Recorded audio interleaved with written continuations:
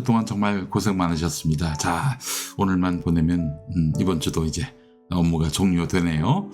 고생 많이 하셨습니다. 10월 18일 금요일입니다. 하나님의 음성을 들으라, 이런 제목의 오늘 묵상 함께 하도록 하겠습니다. 자, 국제 예수 전도단의 핵심 스태프였던 조이 도우슨이란 분이 있습니다. 그분이 쓴 책에 나온 내용 일부분을 읽어보겠습니다. 하나님의 음성을 듣기 위한 조건들 가운데 가장 어려운 것은 하나님 앞에서 기다리는 것이다.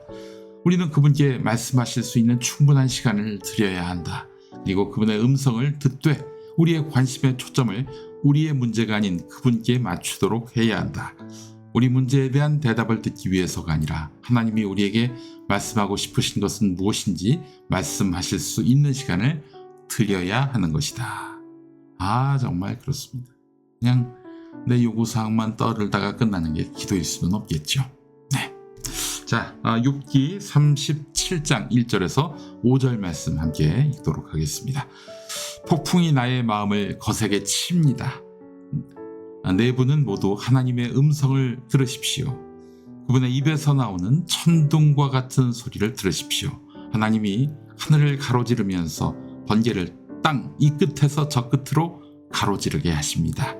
천둥과 같은 하나님의 음성이 들립니다. 번개불이 번쩍이고 나면 그 위험한 천둥 소리가 울립니다.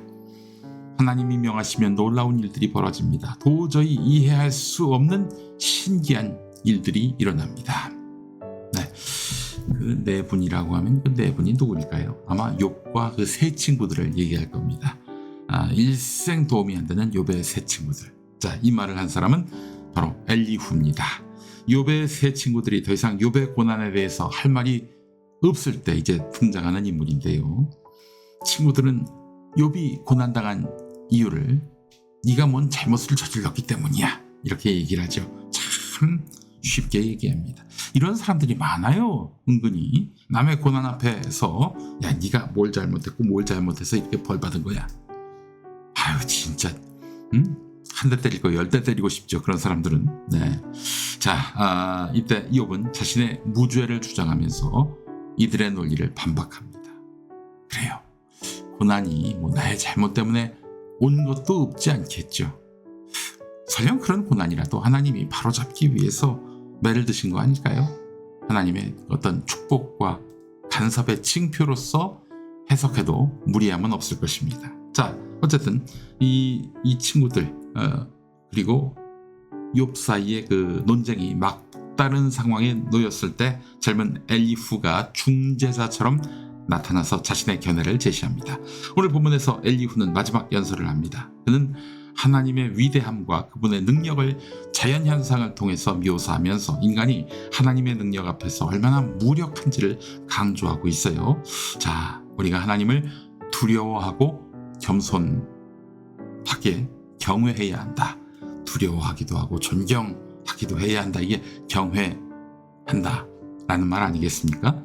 엘리후는 하나님의 능력을 생각할 때 마음이 떨리고 두려움을 느낀다고 고백합니다. 이어서 하나님의 음성, 그 입에서 나오는 소리를 들으라, 이렇게 말을 하지요.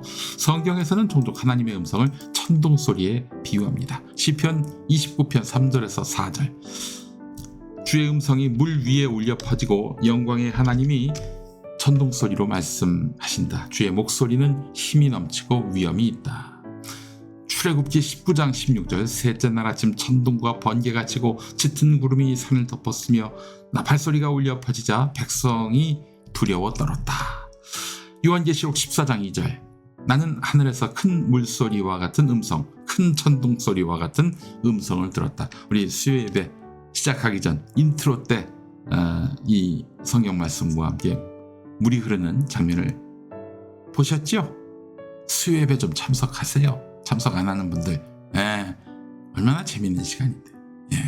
어쨌든 우리 하나님의 음성은 성경에서 곧잘 천둥 소리에 비유됩니다. 오늘 본문도 그러하지요. 엘리후는 천둥 소리가 천하에 퍼지고 번개가 땅 끝까지 이른다, 이렇게 말을 합니다. 오늘날처럼 자연 현상을 하나님의 나타나심 이렇게 해석하기는 어려운 시대지요. 이상한 사람 취급받을 수가 있어요. 그러나 우리는 하나님의 능력과 통치력을 무엇에 비유하고 있습니까? 응? 그렇잖아요.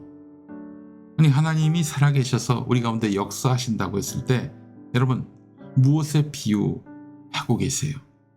하나님이 살아계심을 믿고는 있습니까?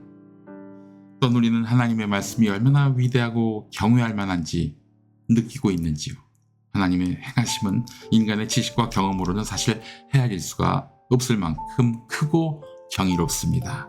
그분 앞에서 인간은 정말 하찮은 존재임을 깨닫고 하나님의 보호와 은혜를 우리는 간구해야 하는 것입니다. 자, 이 말씀과 삶에 이런 예화가 있지요. 그 태풍이 바다에 불기 시작하면 거대한 바다가 움직이고 순환하면서 바닷속에 산소가 골고루 퍼져서 물고기들이 먹을 플랑크톤이 늘어나고 바다 밑바닥에도 생명이 깃든다고 합니다. 태풍은 단지 죽음의 바람일 뿐만 아니라 생명의 바람이기도 한 것이죠. 그렇습니다. 여러분, 그 태풍이라고 하는 것이 말하자면 이 고정된 지형을 흔드는 거 아닙니까?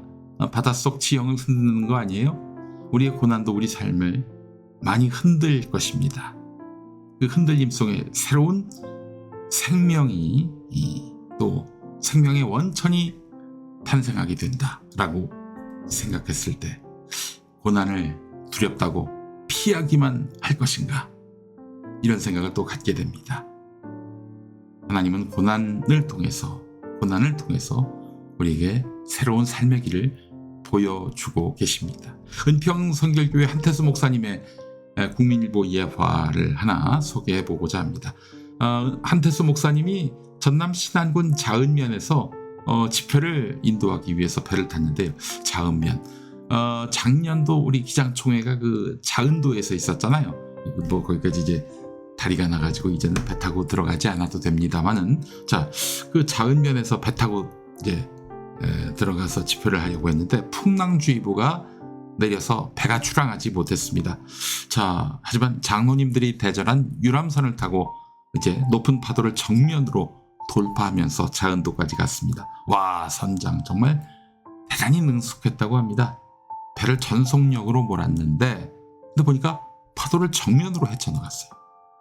파도를 옆으로 타면 배가 전복되기 때문에 정면으로 돌파해야 했다고 합니다. 선장 얘기가. 예, 또 속도를 늦추면은 배가 크게 흔들린다고 하네요. 그렇습니다. 전속력으로 정면을 돌파한다. 예, 인생의 고난도 이와 같지 않나 생각이 됩니다. 파도 같은 어려움이 닥쳐와도 정면으로 빠른 속도로 돌파하는 그럴 때 안전하게 목적지에 도달할 수 있다는 것이죠. 천둥, 번개, 태풍 같은 고난 속에 우리는 주님의 존재를 발견하고 그분이 우리를 끝내 지키실 것이라는 믿음을 갖고 전속력으로 질주하는, 진보하는 우리 믿음의 백성이 됐으면 좋겠습니다. 함께 기도하시죠.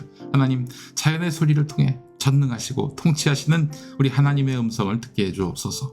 죽음과 두려움이 아닌 생명의 삶으로 살아가게 해주옵소서. 우리의 잘못을 용서하여 주시고 우리를 새롭게 하시어 하나님의 뜻을 향하여 나아가길 원합니다. 우리를 도와주십시오.